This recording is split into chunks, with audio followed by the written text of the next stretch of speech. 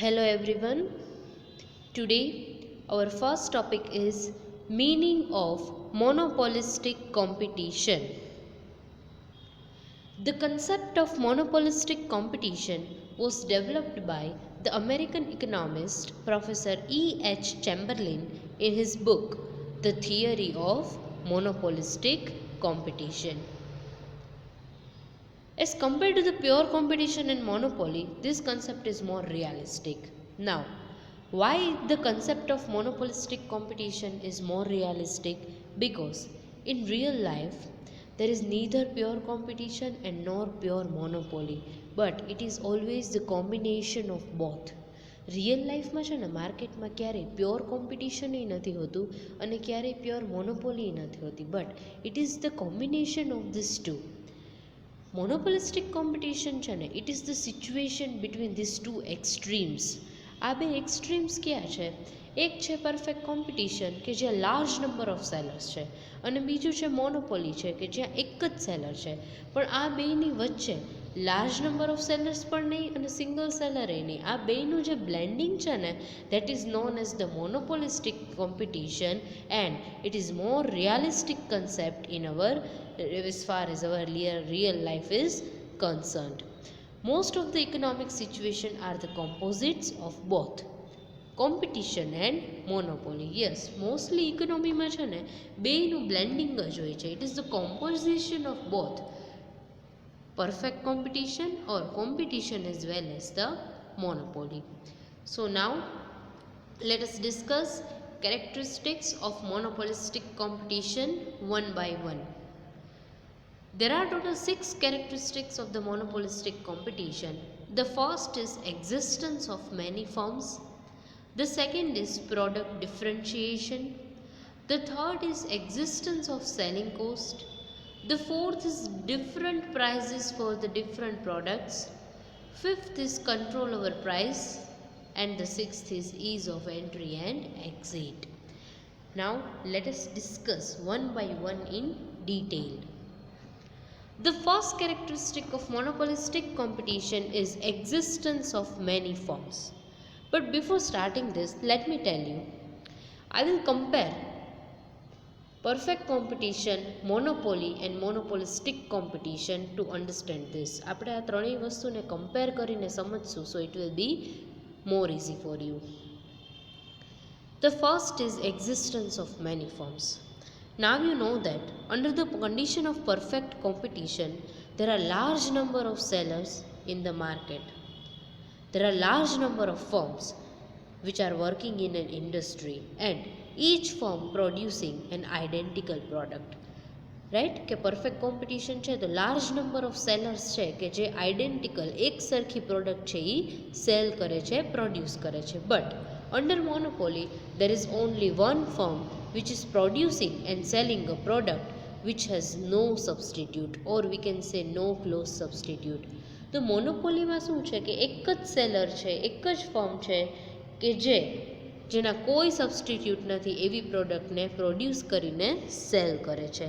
But under the monopolistic competition there are many firms which are working in an industry, and each firm producing differentiated product which are close substitute for each other.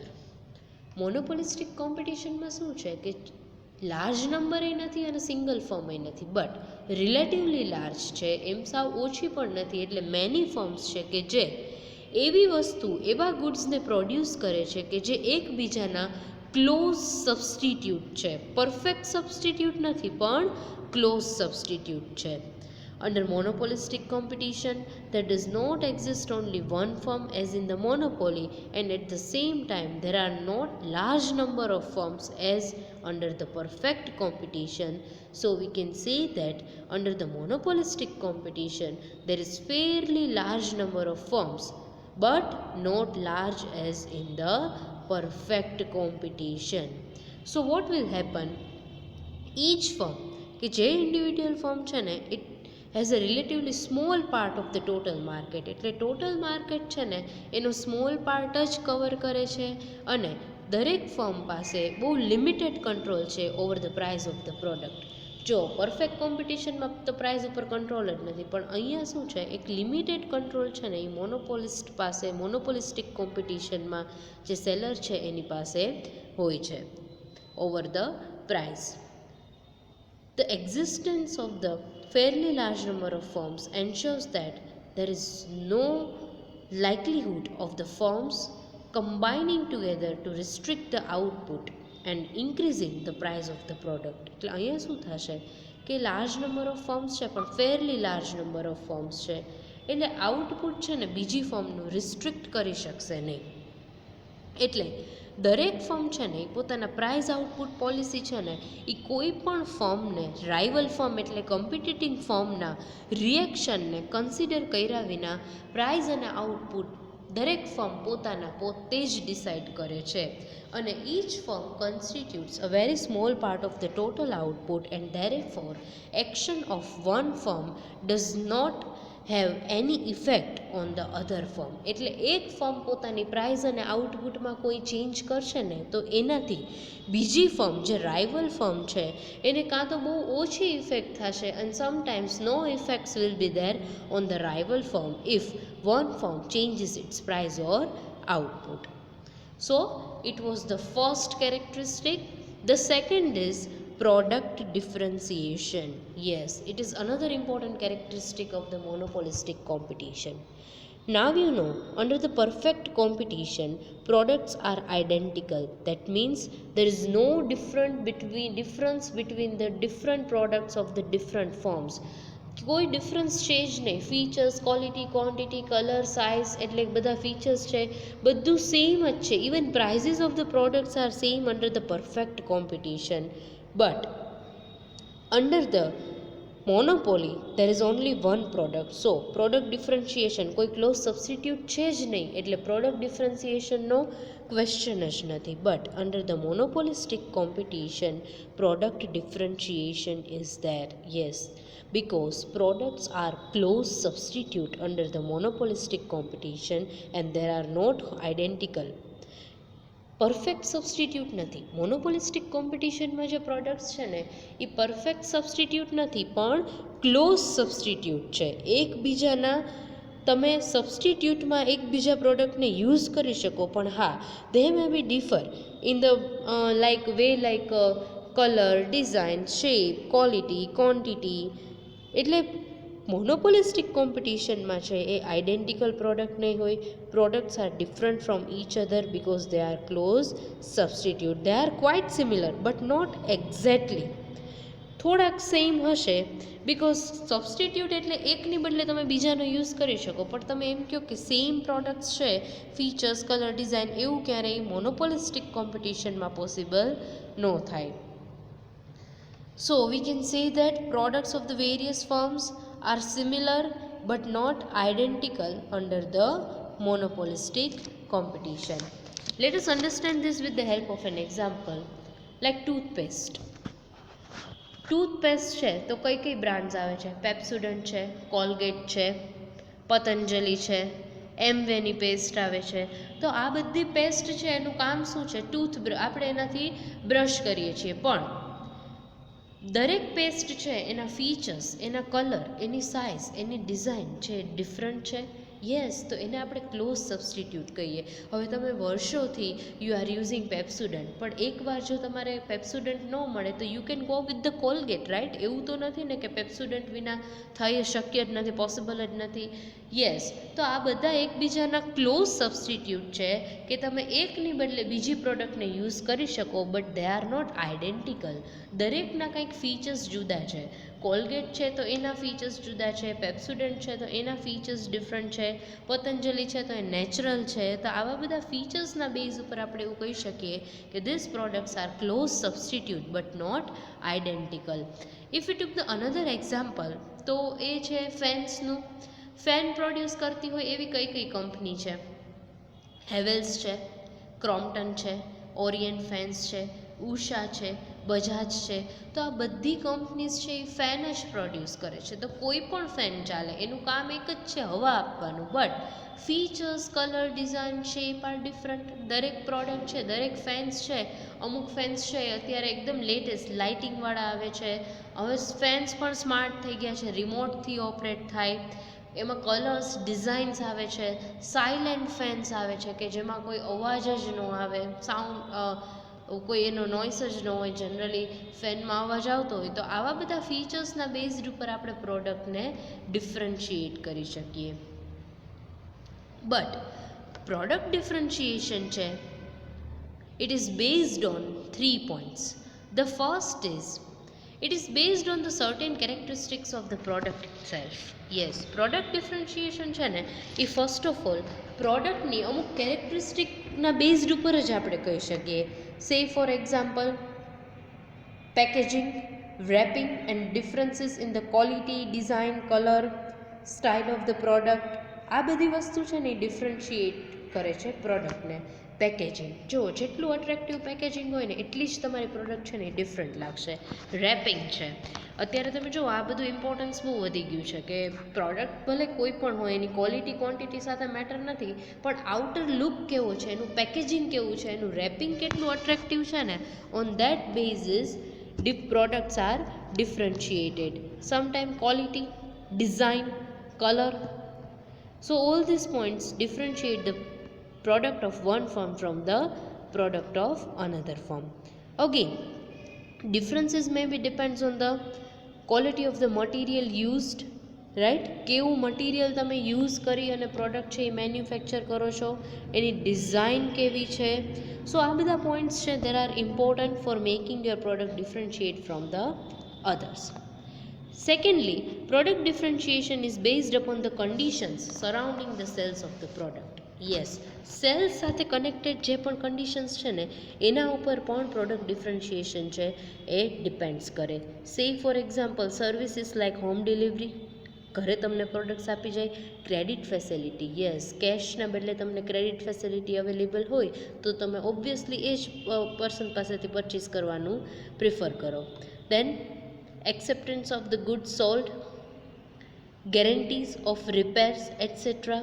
જો ઘણીવાર છે ને આ guarantee warranty છે કે product છે એ damaged છે, તો આવી બધી સર્વિસીસ છે ને એ બહુ ઇમ્પોર્ટન્ટ હોય છે. Because વેનએવર we are going to purchase certain durable goods, એવા ગુડ્સ કે જે એક્સપેન્સિવ છે, ડ્યુરેબલ છે, રેફ્રિજરેટર્સ છે, એર કન્ડિશનર છે, સેલફોન્સ છે, તો એવા ટાઈમે છે ને આપણને સર્વિસીસ છે ને એ બહુ મેટર કરે. કે સી ફોર એક્ઝામ્પલ, આપણે એક માઇક્રોવેવ પરચેસ કર્યું, હવે એ માઇક્રોવેવની સાથે સર્વિસીસ રિલેટેડ છે, એનું ડેમોન્સ્ટ્રેશન છે, એ બધી આપણને ઓપરેટ કરતાં ન આવડતું હોય, તો એટ દેટ ટાઈમ આજે આફ્ટર સેલ સર્વિસીસ છે, રિપેરિંગ છે, ગેરંટી વોરંટી છે, all these things are very important. Because આ કોઈ પણ સેલર છે ને એની સાથે એની જે પ્રેસ્ટીજ છે એ કેટલી પ્રોડક્ટ સેલ કરી શકશે, એની માટે આ બધા પોઈન્ટ્સ છે એ ઇમ્પોર્ટન્ટ છે. રેપ્યુટેશન છે, કેટલું કર્ટસલી બિહેવ કરે છે, how they are efficient in selling there product, how they can attract there customers, કેવી રીતે કસ્ટમરને અટ્રેક્ટ કરવા, કેવી એફિશિયન્ટલી એ લોકો સાથે ડીલ કરવું. કે ઘણીવાર એવું હોય કે કસ્ટમર છે એ પરચેસ કરવા કંઈક બીજા આવ્યા હોય અને એટલું એફિશિયન્ટલી એ લોકોને અટ્રેક્ટ કરી દે પ્રોડક્ટ પરચેસ કરવા માટે કે they have to buy that product. So all these things are also important. The third point is, product differentiation is based upon the advertisement, salesmanship, publicity and propaganda. એનો મતલબ થશે પ્રચાર કરવો. હવે સે ફોર એક્ઝામ્પલ, તમે અત્યારે કોઈ પણ એક શોપમાં, એક શોપિંગ સેન્ટરમાં શોપિંગ માટે જાઓ છો. હવે ત્યાં બે એવા ફેસ વોશિસ છે કે જે તમે ફેસ વોશ પરચેસ કરવું છે, તમારી પાસે બે ઓપ્શન છે. એમાંથી એક એવું છે કે જેની તમે એડવર્ટિઝમેન્ટ ટીવીમાં જોયેલી છે, અને બીજું એવું છે કે જે સાવ તમારી માટે અનનોન બ્રાન્ડ છે. તો તમે કયું ફેસ વોશ પરચેસ કરશો? ઓબ્વિયસલી કે જેની તમે એડવર્ટિઝમેન્ટ જોઈ છે, because it is familiar to you. તમને ખ્યાલ છે કે આના ફીચર્સ આવે છે, આની ટીવીમાં એડવર્ટિઝમેન્ટ આવે છે, તો તમે એ પ્રિફર કરશો. એટલે એડવર્ટિઝમેન્ટ છે ને એની આપણા માઇન્ડ ઉપર એક ઇમ્પેક્ટ હોય છે. With the help of the advertisement, the seller can make buyer aware with the features, prices and outer look of the product so that he can differentiate his product from the another firm or the rival firm. Example લઈએ, different shop છે, હમામ છે, luck છે, લિરિલ છે, સિન્થોલ છે, આ બધા soaps જો તમે એની એડવર્ટિઝમેન્ટ, દરેક એડવર્ટિઝમેન્ટ કેટલી ડિફરન્ટ હોય અને એની આપણા માઇન્ડ ઉપર કેટલી ઇમ્પેક્ટ હોય. So on all this three basis we can differentiate our product from the other products as far as the monopolistic competition is concerned. The third point is existence of the selling cost. Again I will compare monopolistic competition with perfect competition and monopoly. Now think, perfect competition છે એમાં advertisement, existence of the selling cost એટલે selling cost શું છે? The cost which the producer occurs in order to increase the sales. Sales increase કરવા માટે જે cost થાય ને એને સેલિંગ કોસ્ટ કહેવાય. તો તમે કેવી રીતે આ સેલિંગ કોસ્ટ કરી શકો? સે ફોર એક્ઝામ્પલ એડવર્ટિઝમેન્ટ છે, રાઈટ, સેલ્સમેનશીપ છે, પ્રોપોગેન્ડા, આપણે હમણાં જ કીધું પ્રચાર કરશો, પબ્લિસિટી કરશો તમારી પ્રોડક્ટને, તો આ બધું તમે શું કામ કરો છો? To increase your sales. So it is known as the selling cost. Now as far as the perfect competition is concerned, there is no need of the selling cost because products are identical. Customers have the perfect knowledge, right? Because perfect knowledge on part of the buyers as well as sellers. બધાને બધી ખબર જ છે because perfect competitionમાં products છે એ homogeneous છે, identical છે, કોઈ difference છે જ નહીં. એના ફીચર્સ, ક્વોલિટી, ક્વોન્ટિટી, ડિઝાઇન બધું સેમ છે. મોનોપોલીની વાત કરીએ તો મોનોપોલીમાં એડવર્ટિઝમેન્ટની રિક્વાયરમેન્ટ છે? Obviously not, because there is only one seller in the market and the buyers has no choice. Customer પાસે કોઈ ચોઇસ જ નથી. એટલે મોનોપોલિસ્ટ છે, મોનોપોલીમાં એણે પોતાની પ્રોડક્ટની એડવર્ટિઝમેન્ટ કરવાની, સેલિંગ કોસ્ટ ઇન્કર કરવાની કોઈ રિક્વાયરમેન્ટ જ નથી. But as far as the monopolistic competition is concerned, selling cost is most important. There is an existence of the selling cost in the monopolistic competition because it becomes necessary in the monopolistic competition to differentiate your product from the others, to prove your product superior than the products of your rival firms, to explain the features, the uses, the utilities, the designs of your product so that you can attract more and more customers to purchase your product. You can go through television, radio, newspaper, posters, attractive packaging, gift coupons, આ બધા ways છે કે જેના through તમે તમારી પ્રોડક્ટનું cell છે એ increase કરી શકો છો. જો અત્યારે દિવાળીનો ટાઈમ આવે છે તો બધા સેલર્સ જેટલી પણ ફર્મ્સ છે ને they will try to increase their sale, they will try to attract the customers by giving different schemes, by providing gift coupons. બધા મોલ્સમાં હવે શોપિંગ આવશે, અત્યારે 3000ની શોપિંગ કરો અને તમને 500નું વાઉચર મળશે, 1000ની શોપિંગ ઉપર 500નું voucher, so you can redeem it in the on the purchase of the next 1000 or 2000. તો આવા બધા કૂપન્સ થ્રુ છે એ પોતાની સેલ્સ છે એને ઇન્ક્રીઝ કરવાની ટ્રાય કરે છે. So in monopolistic competition there is an existence of the selling cost, while selling cost is not required to incur in the perfect competition as well as the monopoly. The fourth point is different prices for the differentiated products.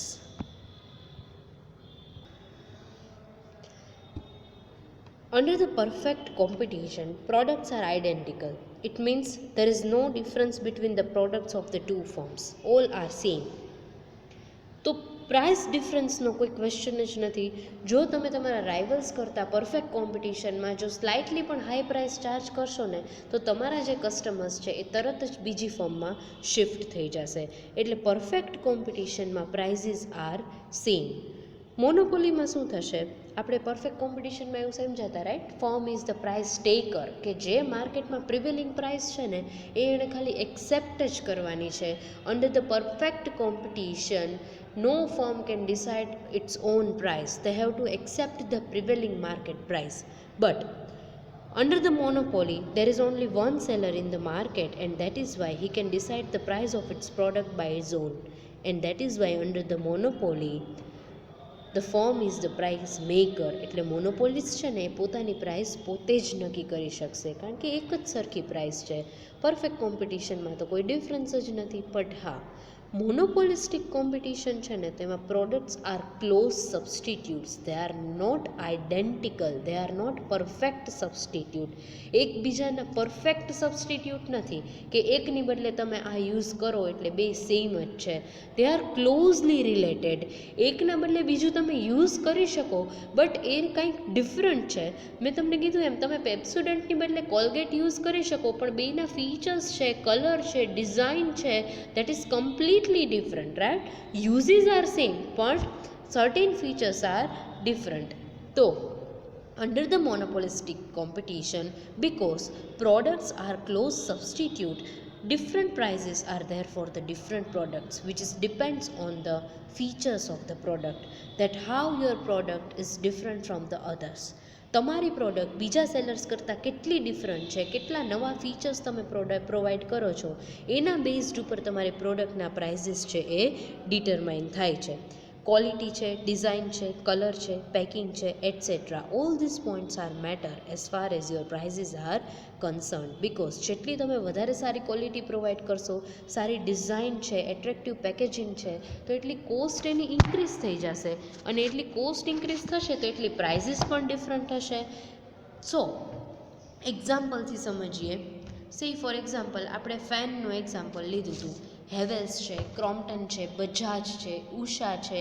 આ બધા ફેન્સનું કામ શું છે? હવા આપવાનું. પણ અમુક fan છે ને એ લાઇટિંગવાળા છે, અમુક છે એ રિમોટ કંટ્રોલ છે, અમુક ફેન્સ છે એ સાવ સિમ્પલ છે, એમાં કોઈ નહીં, સ્વિચ ઓન કરો એટલે ચાલો, રાઈટ? અમુક ફેન્સ છે એ વિંગ્સ ડિફરન્ટ હોય, અમુકમાં 3 વિંગ્સ હોય, 4 વિંગ્સ હોય, એટલે એના જે પાંખિયા છે એ. તો આવા બધા ફેન્સ છે એના બેઝડ ઉપર એની પ્રાઇઝીસ ડિટરમાઇન થાય. તમે સાવ સિમ્પલ ફેન લ્યો તો એના પ્રાઇઝીસ સાવ ઓછા હોય, લાઇટિંગવાળો લ્યો તો એનાથી વધારે પ્રાઇઝીસ હોય, કાંઈક ડિઝાઇન અટ્રેક્ટિવ ડિઝાઇનવાળો ફેન લ્યો તો એના પ્રાઇઝીસ એનાથી પણ વધારે હોય, તમે રિમોટ કંટ્રોલવાળો લ્યો તો એના કરતાં પણ વધારે પ્રાઇઝીસ હોય. અને એટલે શું કહેવાય છે કે તમારી પ્રોડક્ટ બીજી પ્રોડક્ટ કરતાં કેટલી ડિફરન્ટ છે ને, કેટલા નવા ફીચર્સ તમે પ્રોવાઈડ કરો છો ને, on that basis the prices of the products are determined. સોપનું એક્ઝામ્પલ લઈ લો. લિરિલ છે, લક્સ છે, સિન્થોલ છે, પિયર્સ છે. તમે એકવાર માર્ક કરજો, બધા સોપ છે ને એના પ્રાઇઝીસ છે ને એ ડિફરન્ટ હશે. શું કામ? Because they R providing different features. હવે વિન્ટર આવે છે તો ડ્રાય સ્કિન માટે ગ્લિસરીનવાળા સોપ આવશે. પિયર્સ છે વધારે લોકો પ્રિફર કરે કે જેનાથી ડ્રાય સ્કિન ન થાય એવા સોપ ઇન્ટ્રોડ્યુસ કરશે કે જે તમારી સ્કિનને મોઇશ્ચરાઇઝ રાખે. તો આવા બધા ફીચર્સના બેઝડ ઉપર છે એ પ્રોડક્ટની પ્રાઇઝીસ છે એ ડિટરમાઇન થાય. અગેન ડિફરન્ટ પ્રોડક્ટ્સ છે કે જે એકબીજાના ક્લોઝ સબસ્ટિટ્યૂટ છે, એની પ્રાઇઝીસમાં કેટલું ડિફરન્શિએટ હશે ને, it is depends on the degree of the difference in the features of the product, how they are different from the other products. If there is a high degree of differentiation of the products, at that time price difference will also high, and if the degree of product differentiation is low, at that time price differentiation will also low. જેટલી વધારે product different ને એટલું જ વધારે price differentiation, અને જેટલી તમારી product બીજી કંપનીની પ્રોડક્ટ કરતાં એના ફીચર્સમાં બહુ ડિફરન્સ ન હોય તો એટલું જ પ્રાઇસ ડિફરન્શિએશન છે એ ઓછું હશે.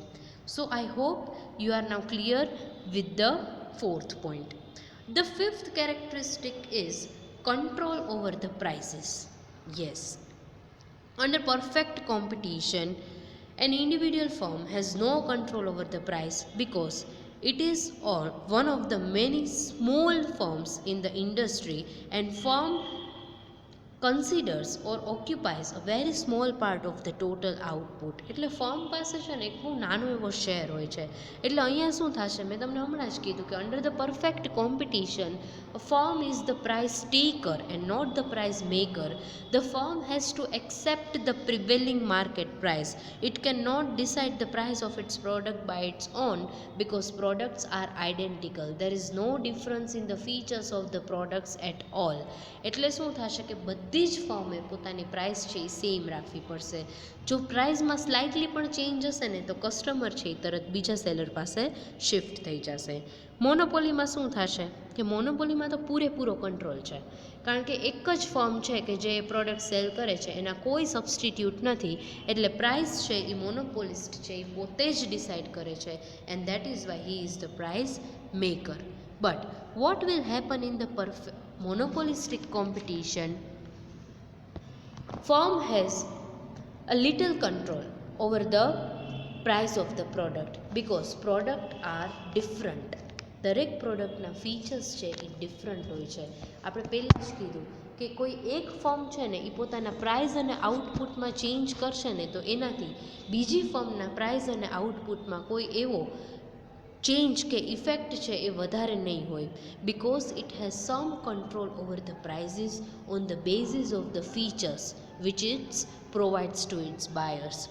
એટલે બાયર્સ છે ને એને એક પ્રેફરન્સ હશે કોઈ પ્રોડક્ટ માટે કે મારે આ જ પ્રોડક્ટ પર પરચેઝ કરવી છે, એને આપણે કન્ઝ્યુમર પ્રેફરન્સ તરીકે કન્સિડર કરી શકીએ.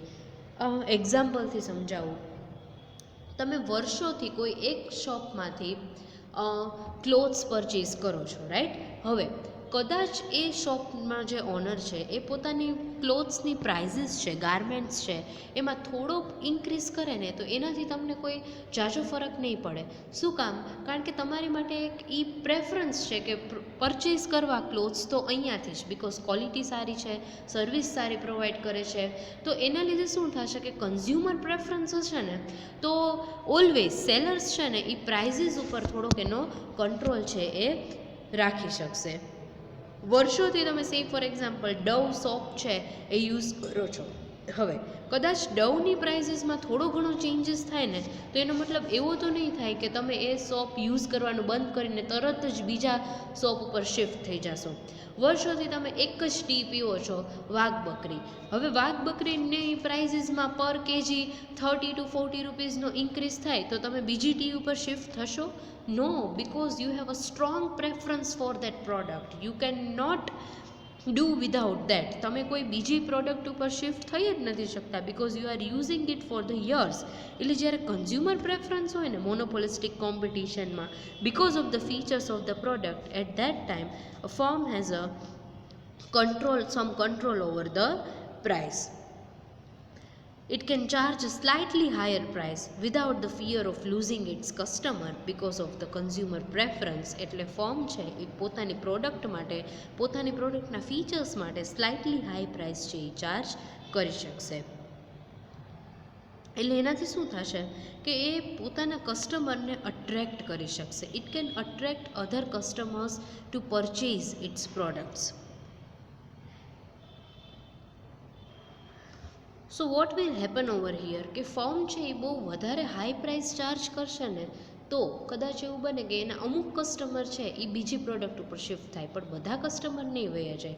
અને કદાચ ફર્મ છે એ બહુ લો પ્રાઇસ ચાર્જ કરશે તો બીજી જે ફર્મ છે એના અમુક જ કસ્ટમરની એટ્રેક્ટ કરી શકશે, બધા જ કસ્ટમરને નહીં, because customer has the strong preference towards the products which they are using four the years. તમે વર્ષોથી એક જ પ્રોડક્ટ યુઝ કરતા હોય ને તો ઓલ ઓફ સડન તમે એ પ્રોડક્ટમાંથી બીજી પ્રોડક્ટમાં શિફ્ટ ન કરી શકો because now you are use to with that product. હવે તમે એ પ્રોડક્ટ યુઝ કરવાથી ટેવાયેલા છો. Now, so we can say that as per the monopolistic competition, the firm has some control over the price and it enjoys some power so that because of the different features of the product and so that the firm can charge a little bit higher prices because they are providing certain distinct features of their products, and products are not perfect substitute, they are imperfect substitute, they are close substitute, they are providing something new in their product to attract the customers. અત્યારે જો દિવાળી આવે છે એટલે નવા નવા fire crackers આવશે, કાંઈક દરેક ફર્મ એવું કરવાની ટ્રાય કરશે કે જે વધારે ને વધારે કસ્ટમર્સ છે એને અટ્રેક્ટ કરી શકે. The next and the last characteristic of the monopolistic competition is ease of entry and exit. Yes, under the monopolistic competition, any firm can enter the industry or any existing firm can leave the industry. There are no restrictions on entry and exit of the firms under the monopolistic competition. Right? કોઈ પણ firm છે એ ગમે ત્યારે enter પણ થઈ શકે અને કોઈ પણ એક્ઝિસ્ટિંગ ફર્મ છે એ ગમે ત્યારે ઇન્ડસ્ટ્રીને લીવ પણ કરી શકે, એક્ઝિટ પણ કરી શકે. So these are the main 6 characteristics of the monopolistic competition. I hope you are clear with the meaning and characteristic of the monopolistic competition. Next point is oligopoly, that we will discuss in our next session. That is the last competition and the last point in our chapter. So see you all in the next session. Thank you very much.